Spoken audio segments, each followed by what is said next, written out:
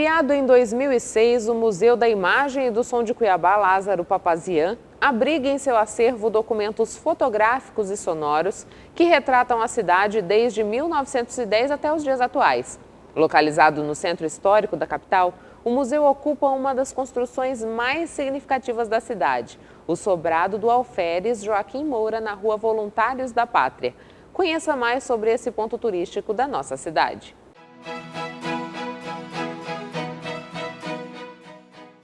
No MISC você tem Museu da Imagem e Som de Cuiabá, Lázaro Papazian Chau. Um acervo magnífico, né? Um acervo de imagem, fotografias e som. Então, o que nós temos aqui a Memória da Música, com o mestre Inácio. Aqui nós temos uma sala, uma homenagem também ao Lio Arruda, em memória ao Lio.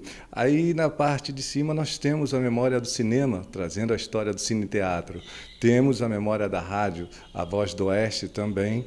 E também temos um baú de histórias, que são fotografias antigas, da Cuiabá Antiga, e temos o Dogan, com exposição de pedras, né? Ele confecciona, ele é um artesão das pedras. Então, é isso que nós temos aqui, sem contar os agendamentos, né? O MISC ele fica aberto de segunda a sexta, feriados e sábados, e agendamento de escolas públicas, privadas, universidades, né?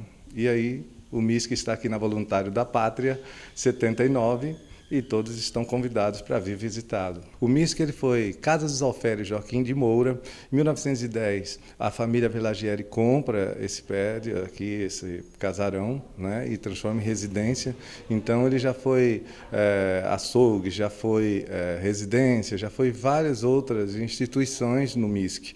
O decreto-lei do museu ele é de 90, mas ele só tem um espaço físico em 2006. Né? Então, o MISC tem essa diversidade. Aqui você tem contação de história, aqui você tem festival de cinema, aqui você tem reuniões com vários produtores culturais. Então, o MISC é isso.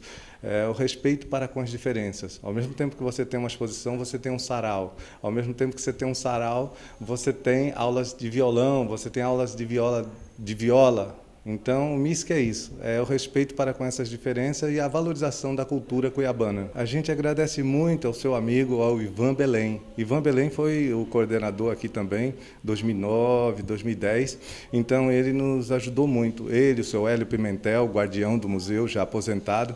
Então, assim, tanto no acervo fotográfico do Chau, quanto nessa memória e nesse acervo do Lio, né? Então, isso é muito verdadeiro, né? Então, assim, boa parte das pessoas, quando vão fazer as suas exposições, no caso do Lio, eles passam por aqui para buscar informação. Você tem uma exposição bacana, aí você manda um ofício para a Secretaria Municipal de Cultura, aí vem para nós a curadoria para saber o que e como, e se tem como a gente adaptar aqui, e seja bem-vindo. É assim que se dá o processo. Então, de todo mês, 15 em 15 dias, você tem uma exposição nova, além das exposições permanentes. Olha, estão todos convidados, o MISC é esse Cristo Redentor de braços abertos esperando por cada um de vocês. Traga a sua alegria, o seu conhecimento, a sua história e leve um pouco da nossa alegria e da nossa história. Muito obrigado, estamos esperando por vocês. A terapeuta Elisandra Trindade hoje nos apresenta o alinhamento quântico, que busca integrar corpo, mente e espírito. A técnica foi desenvolvida a partir de experiências que Elisandra teve como terapeuta de hipnose. Vamos ao quadro Terapias Integrativas.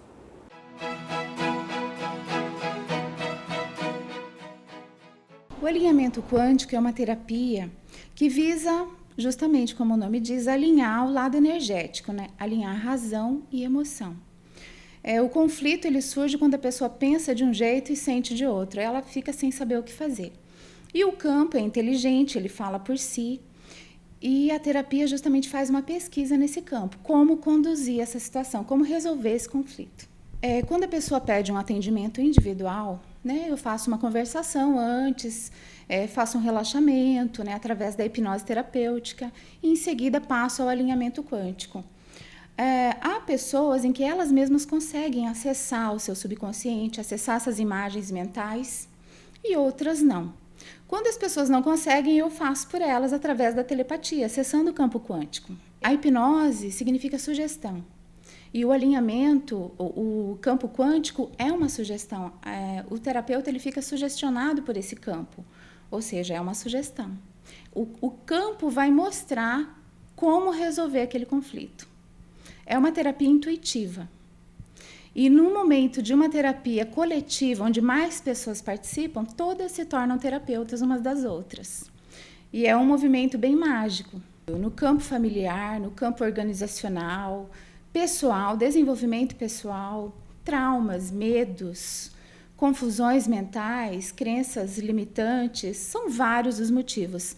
Relacionamento entre casal, pais e filhos, professores, alunos. É um mínimo de 1 hora e no máximo de 2 horas e meia. A continuidade depende da pessoa. Eu gosto muito de fazer valer o poder da escolha. A pessoa escolhe se ela quer retornar, se ela ficou bem em uma sessão, tá ótimo, atingiu o objetivo.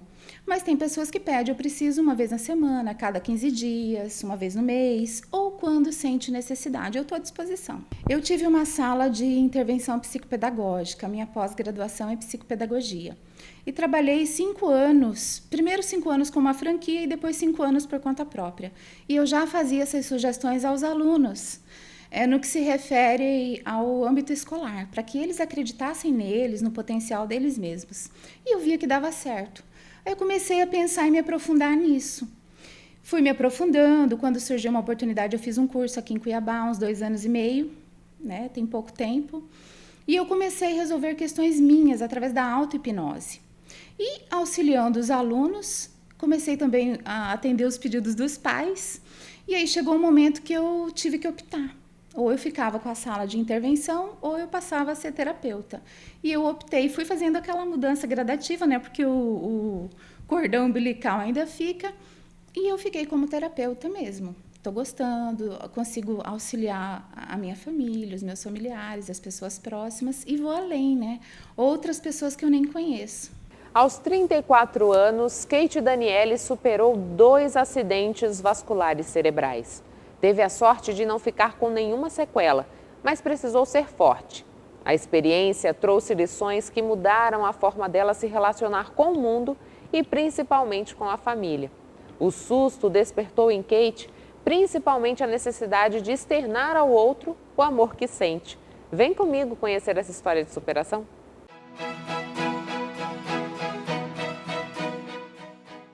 No dia 8/6, né, de 2018, eu estava na cidade de São Paulo e não tive sinais de dor, de nada, e comecei a ter sintomas, né, de falar enrolado e perder a mobilidade e força do lado direito do corpo. E com isso, eu não sei se foi um aviso, assim, eu falei para minha prima entrar em contato com a minha irmã aqui em Cuiabá, né, para ver um hospital lá que atendesse o plano de saúde, porque eu estava tendo um AVC. E aí eu fiquei, né, sem a mobilidade do lado direito, fiquei sem andar, sem falar, durante os 3 dias lá na UTI, com acompanhamento, tudo. E aí eu voltei a caminhar e a falar normalmente, assim mesmo, perfeitamente, com a fisioterapia, com a fono, né. Com 3 dias eu comecei a voltar aos movimentos, a caminhar lentamente, mas perfeitamente mesmo, normal, demorou de 15 dias. É um susto, né? Uma pessoa jovem tá em outra cidade, longe de todo mundo, tava só com a minha prima, né? Ter um AVC que mobiliza tudo, aí a minha mãe com a minha irmã foram para lá. Quando eu retornei para Cuiabá, foi aquelas visitas, aí a gente sente aquele amor, vê a preocupação do pessoal com você, né? Então, assim, além de você sentir o amor deles, você vê a preocupação, o carinho, tudo. Eles faziam corrente de oração aqui, né? Então, assim, de sentir isso, não só da família, dos amigos, da minha família de santo, da minha religião também. Então, isso me deu uma força a mais de conseguir superar as sequelas que ficaram recentes, né? Porque agora já... Eu falo que eu nem tenho mais sequela porque foram tão mínimas, né? E perto do que poderia ter ficado, que eu falo que eu não tenho sequelas mais. Como não descobrir as causas físicas, porque eu sou perfeita, graças a Deus eu não tenho doença nenhuma que possa ter causado o AVC, aí eu fui procurar a psicologia, psicoterapia para entender, né? Então, assim, foi uma forma de eu olhar para mim, ter esses insights. Então, eu falei, por que que eu não olho mais para mim? Eu já trabalho tanto com voluntariado, ajudo tantas pessoas, mas como que eu vou ajudar eles sem eu me ajudar? E aí eu comecei a cuidar um pouquinho mais de mim, fazer um pouquinho mais assim dos meus gostos também. E aí eu falo que é merecimento, né? Porque quase um ano depois eu refiz todos os exames e os coágulos não tem mais nenhum. Então os que tinham, que talvez eu teria que fazer uma cirurgia para retirar, não precisa mais. Para quem é independente, ficar totalmente dependente da ajuda, não só financeira, né? Que eu fiquei dependente de ajuda para tomar banho, para me locomover, para ir em médico, para tudo. Aí você fala assim, epa, eu também preciso das pessoas para me ajudar, né? O que sou eu sem as pessoas? Eu não sou nada. Eu preciso delas. Que a gente não é autossuficiente tanto assim quanto a gente pensa, né? Isso foi uma das coisas que eu mudei o meu pensamento também. Deixei de ficar com a minha família finais de semana para trabalhar. Então, assim, aproveita o tempo que você tem com a família, com os amigos. Aproveita a vida mesmo da melhor forma possível. Demonstre amor, dê amor. Porque quando eu vi que eu tava sem falar, isso me emociona. Porque eu falei, eu nunca mais vou conseguir falar o meu te amo pra minha mãe, sabe? Pros meus amigos. E eu falava, minha prima liga por vídeo, dentro da UTI. Tipo, falava assim, do meu jeito, que ela conseguia entender, pra eu pelo menos fazer coraçãozinho, que era o meu jeito. Que eu falei, se eu morrer, eu falei pra eles do meu jeito, que eu ainda amo eles. Então, assim, demonstre amor mesmo. É clichê a gente falar isso? É. Mas quando a gente passa por uma situação dessa, a gente vê que a gente discute por besteira, a gente briga com o nosso irmão, assim, por coisas tão pequenas, e quando vem um negócio desse, você fala, e agora? Eu vou fazer o quê, né? Então, assim, a mensagem que eu deixo é essa, acho que não tem muito o que falar, é assim, ame mesmo, demonstre, perdoe, se perdoe, porque às vezes as relações a gente não consegue, não é nem perdoar o outro, é perdoar pelo que a gente fez ao outro. E assim, eu tô nessa escadinha ainda de evolução, de me perdoar de muita coisa, e eu acho que eu tô conseguindo. O Papo com Ela chega ao fim de mais uma edição, fazendo um convite que você possa parar e saber a importância do equilíbrio na sua vida.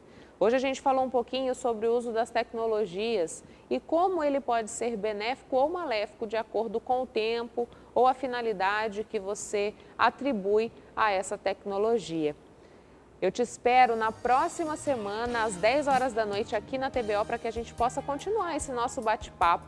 Uma semana cheia de amor, de compreensão, de serenidade para você. Forte abraço e até domingo que vem.